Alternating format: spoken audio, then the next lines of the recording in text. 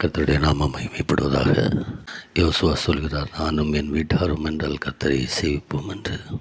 அநேக குடும்பங்கள் இன்றைக்கு ஒன்றாக இல்லை.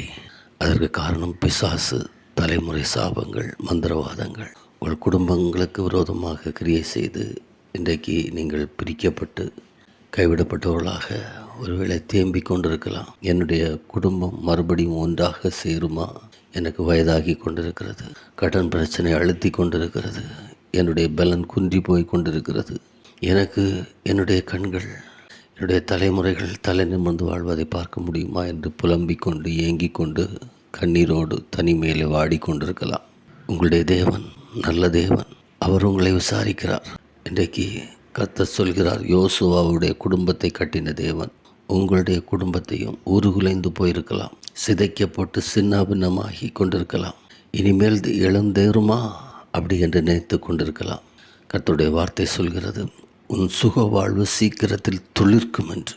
உன் பிள்ளைகள் கர்த்தரால் போதிக்கப்பட்டிருப்பார்கள்.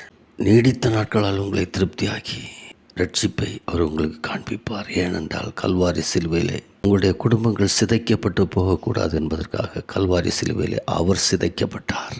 அந்த இரத்தம் உடைய குடும்பத்தை மறுபடியும் இணைக்கும். யோசுவாவை போல நீங்களும் ஒன்றாக சேர்ந்து, நானும் என் வீட்டாரும் என்றால் கர்த்தரையை சேவிப்போம் என்ற வார்த்தையின்படி நீங்கள் அந்த சுக வாழ்வை நீங்கள் சுதந்திரித்துக் கொள்வீர்கள். இது உங்களுக்கு கர்த்தர் அருளும் ஈவு.